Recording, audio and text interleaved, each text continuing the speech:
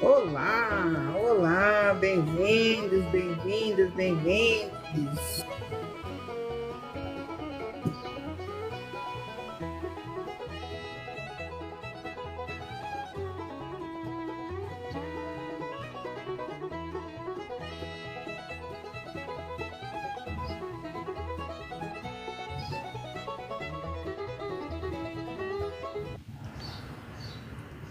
Boa tarde, pessoal. Para quem não me conhece, muito prazer. Eu sou Tereza Oliveira, tenho 68 anos, sou assistente social, ghostwriter e tenho uma organização social chamada Projeto Hansen.com, que acolhe pessoas, pacientes, ex-pacientes e familiares nas questões sociais da hanseníase.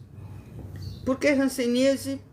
Porque eu sou uma das protagonistas dessa história e esse é meu foco, é minha missão e eu vou levar até o fim da minha vida, sempre falando da hanseníase, para deixar claro para vocês que hanseníase tem cura, o tratamento é gratuito pelo SUS e a gente precisa divulgar porque são mais de 20 mil casos todo ano no Brasil.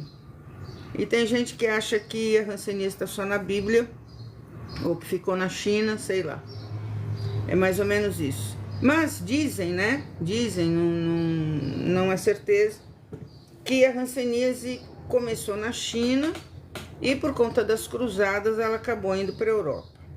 Chegou aqui no Brasil, obviamente, por conta da imigração e numa época que não tinha cura e foi uma época de muito sofrimento. Enfim, muitas famílias foram desfeitas. Mas enfim, é isso. Então esse é meu foco, essa é minha missão. Ontem eu já falei disso com o pessoal daqui da live. Contei mais um pouco da história, apesar que todo dia eu conto um pouco.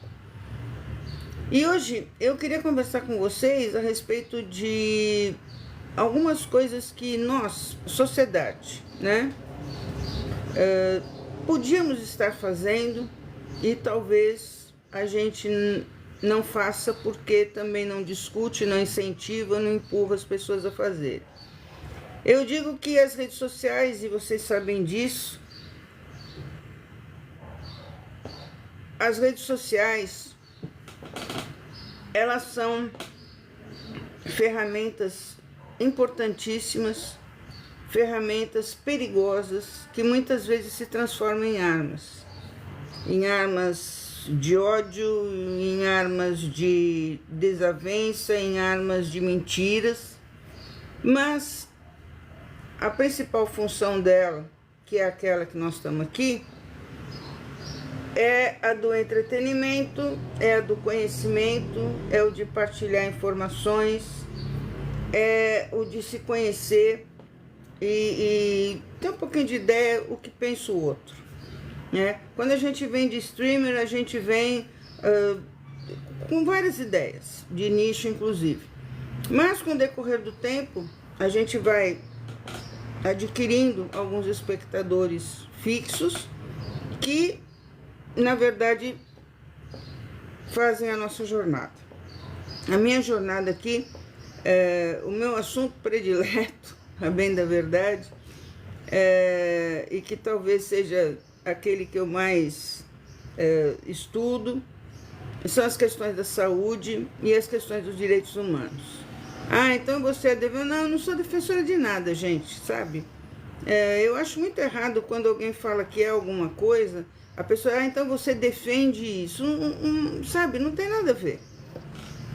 Quando eu falo de direitos humanos, e é o que a maioria das pessoas falam de direitos humanos, são os nossos direitos.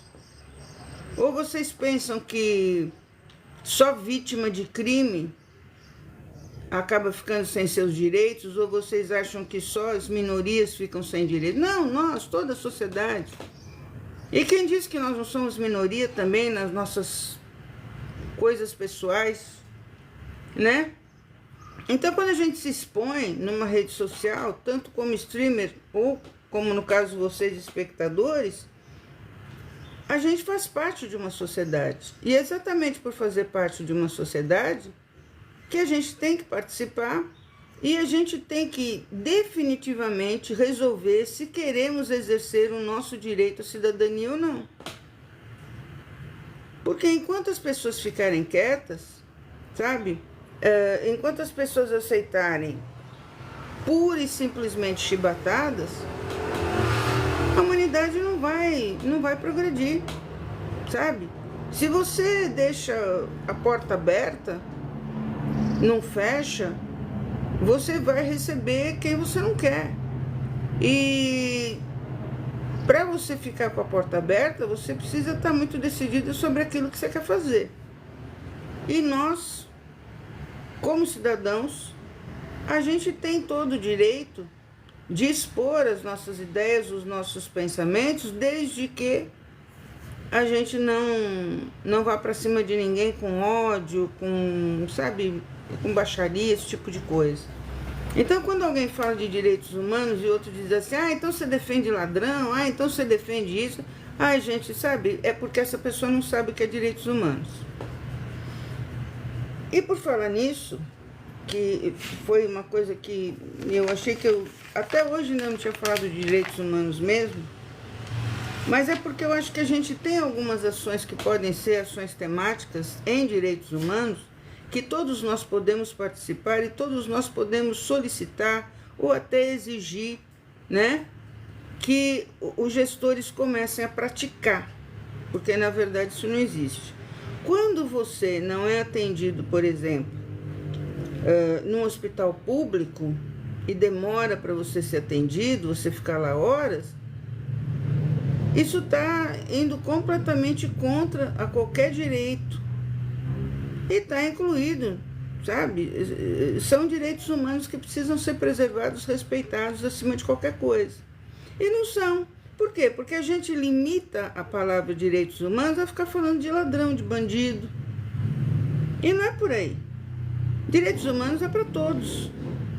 Para quê? Para a gente poder ter um equilíbrio, ou pelo menos chegar perto desse equilíbrio, para dizer que a gente de fato é uma sociedade, é um grupo de pessoas que antes de darem tiro e facada ou bomba, pensam, refletem, né? E escolhem outros caminhos. E eu acho que tem algumas ações temáticas que a gente precisa estar sempre colocando em pauta, que é aquela inclusão produtiva das pessoas, da gente saber colocar as nossas ideias de uma forma que elas consigam passar para frente e fazer pelo menos alguém pensar. Então, se você conhece muito bem um assunto, se você conhece muito bem direitos e deveres, enfim, o teu conhecimento é importante para alguém. Aquilo que você sabe, provavelmente alguém muito perto de você não tem conhecimento. E você esquece disso, porque você acha que só quem resolve fazer palestra, quem resolve ser streamer, sabe falar alguma coisa. Não, nada disso. Todos nós temos um conhecimento, todos nós temos alguma coisa positiva para passar para o outro. Basta a gente querer. E o difícil está sendo querer. E por que está sendo querer? Por causa das decepções que a gente tem com o ser humano diariamente. Por causa desse egoísmo, dessa busca, sabe? Desenfreada, essa busca selvagem, não querendo xingar os animais e a natureza, mas essa busca que a gente faz pelo dinheiro, pelo poder. Porque quando você vai, sabe, com muita sede ao pote, você não está buscando tranquilidade financeira para sua casa e para sua família, você está buscando o seu poder, com a desculpa de que você quer o bem-estar da sua família. Porque a gente sabe que para a gente ter algum tipo de tranquilidade, principalmente na nossa estrutura pessoal, no nosso lar e tal, a gente não precisa ser milionário, né? A gente precisa sim ter condições financeiras mensalmente para poder pagar as contas da gente, para poder alimentar a família, cuidar da manutenção da casa e do carro, É isso. Mas para isso não precisa ser milionário, né? Claro que precisa ter um excelente salário, mas não precisa ser milionário. Mas a pessoa começa a ganhar bem, ou a pessoa tem um negócio que começa a ir muito bem, e ela começa a se achar rica. E a partir do momento que ela começa a se achar rica, ela começa a não controlar o desejo de poder. Então começa a atropelar todo mundo. E aquele que nunca tem nada, mas que quer ter muita coisa, por outro lado, faz qualquer coisa para ter o dinheiro. E nesse qualquer coisa é enganar as pessoas, roubar, enfim, ter um monte de jeito. Ser corrompido ou corromper. Eu acho que quando você corrompe uma pessoa é pior do que, sabe, do que se você estivesse roubando ela, porque na verdade você está roubando. Quando você corrompe uma pessoa, você está roubando a dignidade dela. Você está tirando a dignidade dela na mão grande, essa que é a grande verdade. Então, se a gente tivesse uma discussão sincera sobre direitos humanos, a gente veria que no fundo, os direitos humanos nem chegam para bandido e ladrão. Parece que chega, mas não chega. E não chega nem para vítima. Então vamos tirar esse lado da criminalidade, não esquecer, porque atualmente é super importante, mas vamos pensar em direitos humanos para a sociedade, enquanto pessoas que têm uma vida habitual. E nessa hora, quando a gente pensa desse jeito, a gente percebe que a gente precisa rapidamente que aqueles que detêm o poder, aqueles que a gente botou o dedinho lá e a gente mesmo colocou lá no poder, comecem a se incomodar com políticas públicas, sabe, para uma pedagogia cidadã. Quando você tiver uma pedagogia cidadã, você vai conseguir resolver uma série de problemas. E o que significa uma pedagogia cidadã? É você ser formado, é você ser orientado, né? Já lá na escola, no ensino fundamental, é você ser orientado sobre isso, sobre cidadania, sobre respeito às pessoas. A gente tinha uma matéria, no meu tempo jurássico, que chamava Organização Social e Política Brasileira. A gente falava que era o OSPB. Quem tem mais ou menos a minha idade deve lembrar disso. Que a gente aprendia de tudo. A gente aprendia o valor do respeito. Enfim, a gente aprendia valores. A gente assimilava valores. Que tá certo, que muita gente já andou perdendo pelo caminho, já está esparramado pelo caminho. Mas a gente tinha. E dava pra gente uma visão de ordem, dava pra gente uma visão de organização, que a gente levou pro resto da vida. Então, como é que você pode falar de respeito para um adolescente, de respeito para um pré-adolescente, se ele nunca viu isso na frente? Se em casa mesmo ele não vê isso. Não, mas a minha casa, eu, como homem, todo mundo me diz, mas não tô falando disso não, do seu machismo. Eu tô falando de respeito entre seres humanos, independente de sexo, esse tipo de coisa. Porque o lar é a primeira escola da criança. E tudo que ela vê dentro do lar, ela replica quando ela sai da porta de casa para fora.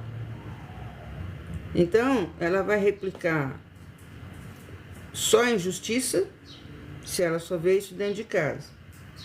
Ela vai replicar violência, se ela vê isso dentro de casa.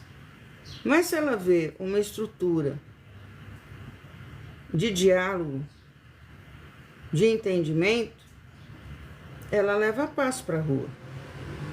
E hoje em dia, quem leva a paz para a rua tá sozinho, né? Porque todo mundo quer brigar. Todo mundo quer brigar. Eu tava vendo um vídeo hoje de um rapaz E ele estava dizendo uma coisa muito importante. Ele disse que ele foi no mercado e ele estava com a camisa do Brasil. E na fila tinha duas pessoas idosas na frente dele que estavam conversando, dizendo, nossa, como esse governo agora está acabando com o país e tal. E ele ficou quieto. Ficou quieto. A senhora virou para ele para falar a mesma coisa para ele, para que ele afirmasse a mesma coisa, porque viu que ele estava com a camiseta da seleção brasileira. Na verdade, ó, acabou com o país, esse cara acabou com o país. Ele falou assim, não, a senhora está enganada. E o assunto foi de uma tal forma que ele disse, olha, ela não conseguiu me dar nenhum motivo, né? E ela só virou para trás e conversou comigo porque eu estava com uma camiseta que, de uma certa forma, foi furtada de todos os brasileiros para representar um lado da história que nem deveria constar na história, de tão triste que foi. Então, se a gente conseguisse ter uma pedagogia cidadã, se a gente conseguisse que as escolas, sabe, que toda didática humana se voltasse realmente para o respeito, para o entendimento, não teria problema. Você podia ser, sabe, de que lado você fosse da conversa política, que ia dar tudo certo. E você podia usar a sua camisa. Mas acontece que furtaram até isso da gente. Mas, por quê? Primeiro porque aqueles que têm a minha idade esqueceram o respeito lá na infância, né? Aprenderam, com toda certeza aprenderam como eu aprendi, mas jogaram fora, perderam, achado, não sei o que eles fizeram. Em segundo lugar, a gente precisa pegar essa geração que vem e ensinar para eles que isso existe, que não é mentira. Sabe, eu tô falando uma coisa, respeito, cidadania, sabe, pedagogia cidadã. Eu tô falando palavras aqui que parece que faz parte só do passado, que há algum tempo sumiu e que com certeza muita gente não conhece. E por não conhecer, não reconhece o seu papel na sociedade. Cada vez que você resolve que você sabe tudo sobre gestão pública e você começa a emitir suas opiniões como se fosse um guru, você não está colaborando. Você está atrapalhando. E atrapalhando a sua própria cabeça, inclusive. Porque o Brasil não é um país pequeno. O Brasil são vários países dentro dele. Uma extensão geográfica imensa, com várias culturas, com várias formas de viver, inclusive. Então, é um país de uma gestão complicada. Mas que inventaram um jeitinho para gerir, né? Inventaram aquele jeitinho, vamos deixar para lá, não vamos fazer nada. Porque já que é muito grande, vamos largar. E muita coisa realmente ficou no passado. A palavra respeito é uma que, nossa, eu acho que tem criança que não... Criança de 8, 9 anos que não sabe qual é o significado dessa palavra. Porque não existe mais. Porque as pessoas desaprenderam que para a gente viver em sociedade, a gente precisa ser organizado. Mas não é organizado de ideias ou de gostos feito time de futebol. Não é isso. É organizados no sentido de compreender que o outro tem tanto direito quanto você. Isso é direitos humanos. Mas todo mundo esquece. Todo mundo esquece. Agora, toda vez que eu faço live, resolvem fazer companhia no telefone. Todo mundo esquece isso, porque é muito mais cômodo. É muito mais cômodo você dizer que você, eu não sei fazer, eu não sei falar, eu não sei me expressar. Não, você sabe sim, todo mundo sabe. A partir do momento que você sabe xingar, você sabe se expressar. E garanto para você que você vai gastar menos energia sem xingar do que xingando. Porque tá muito feia a situação. E um feio, assim, pega mal, sabe? Enquanto nação. Essa falta, como dizem alguns amigos meus, de projeto de nação, tá fazendo muita falta agora. E o mundo evoluiu. Hoje em dia a gente tem internet, a gente tem aqui falando ser humano com ser humano em tempo real, né? E as relações mudaram. As relações mudaram. O tamanho que você dava para uma relação, ele pode ter diminuído ou alcançado um valor excessivo. Porque a gente perdeu equilíbrio, a gente está no 880.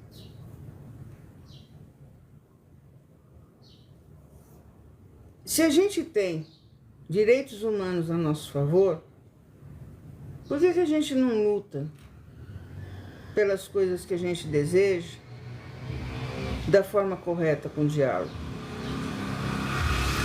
A gente pode até sair na rua para fazer isso, sem precisar agredir ninguém, sem precisar xingar ninguém. Mas o que acontece? Cada vez que resolvem ir para a rua, é saque, é bagunça, sabe? Então, não adianta. Não adianta. A gente volta sempre para a Idade Média. Sempre para a Idade Média. A gente não consegue estabelecer uma linha de pensamento para o século que a gente está vivendo. A gente está indo buscar coisa lá atrás, no passado.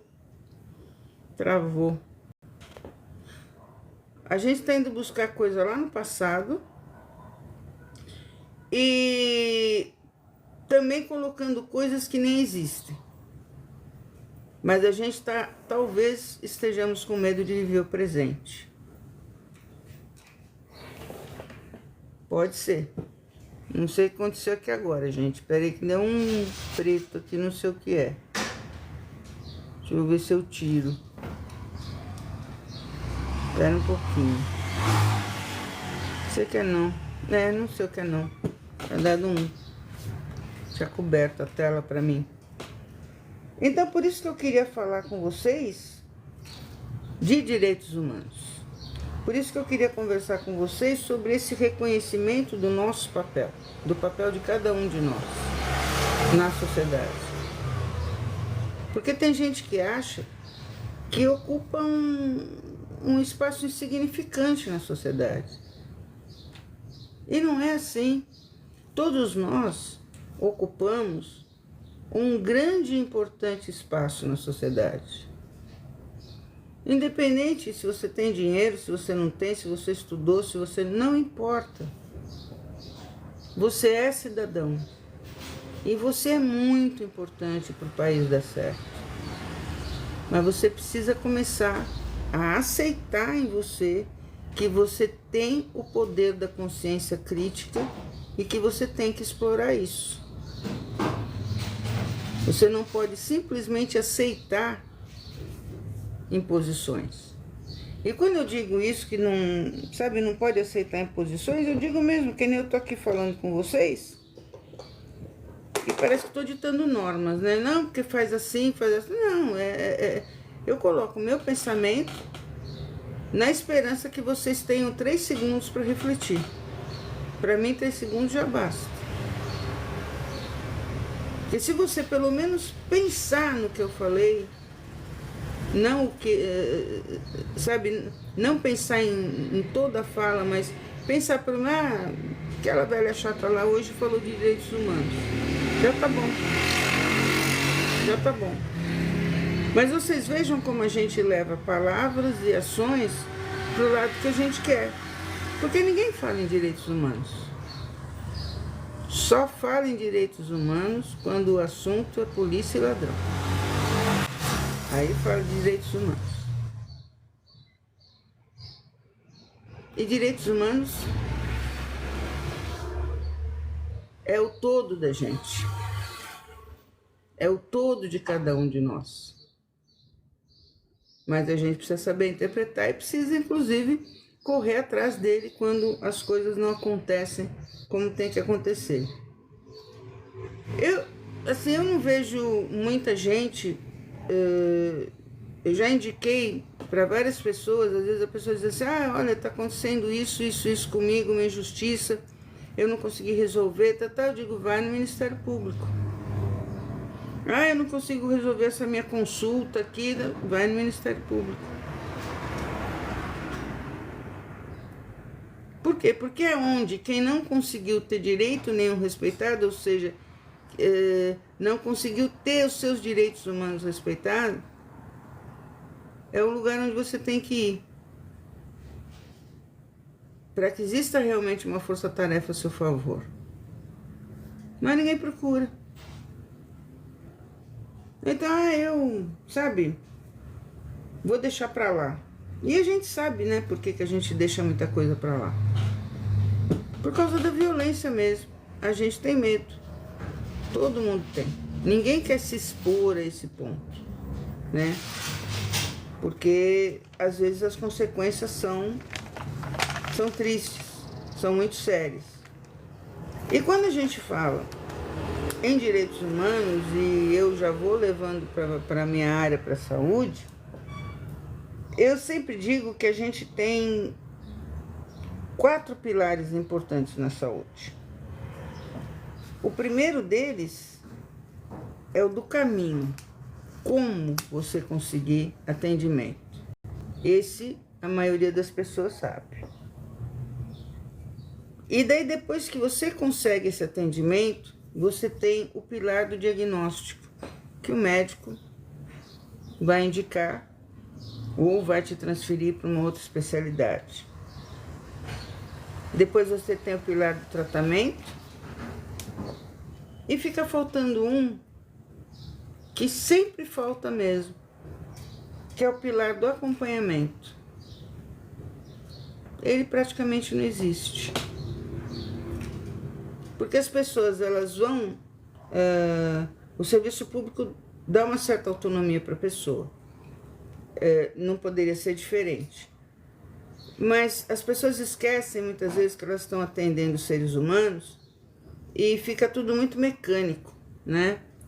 E esse mecânico atrapalha demais, porque ele não consegue ver a dor por completo, ele não consegue ver a situação por completo. Então muita gente fica no meio do caminho.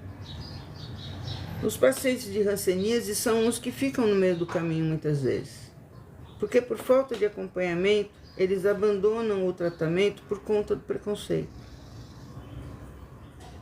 E isso, claro, tem consequências para eles e para os seus pais que estão próximos. Tem muita gente que abandona. E não só o tratamento de hanseníase, mas diversos outros tratamentos. Por quê? Porque não tem acompanhamento. Porque você não se sente parte, né? Não dá aquele sentido de pertencimento. Você se sente um usuário, um número a mais que está enchendo as paciências de quem está lá para atender. Você não consegue se sentir como cidadão. E aí eu volto no começo da minha fala para dizer o quê? Para dizer para você que se você não fizer valer a tua cidadania, não vai ser o outro que vai correr atrás disso para você. Que, aliás, ele não sabe nem correr atrás da dele, quanto mais da do outro. Se você não correr atrás da importância do seu papel enquanto cidadão, você vai deixar de colher frutos. E o país vai deixar de colher frutos. A partir do momento que você não colhe, o país também não colhe. Encolhe. Então, a mensagem que eu queria deixar hoje na live, que a gente já vai terminar, eu acho que a gente não precisa ser extensivo para conseguir colocar uma ideia, né, em prática. É sobre isso. Que direitos humanos você conhece? Que direitos humanos você tem à sua disposição? Pensa nisso.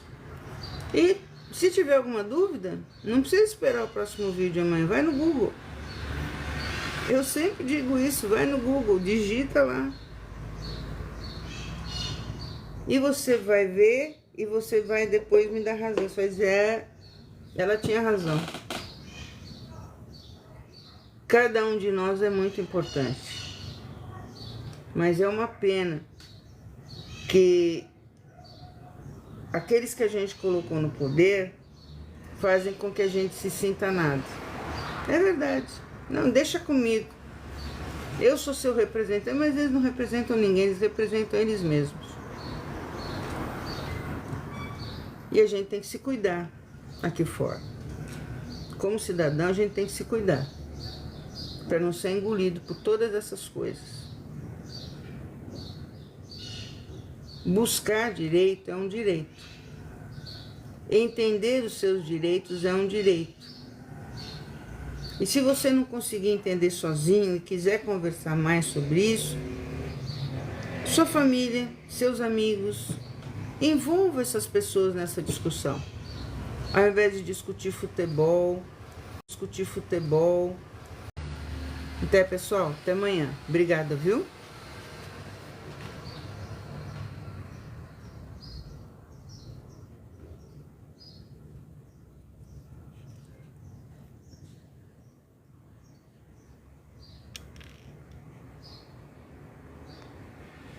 A live não quer ir embora, gente. Tá vendo? Vamos esperar. Oh, meu Deus. Agora foi. Obrigada, gente.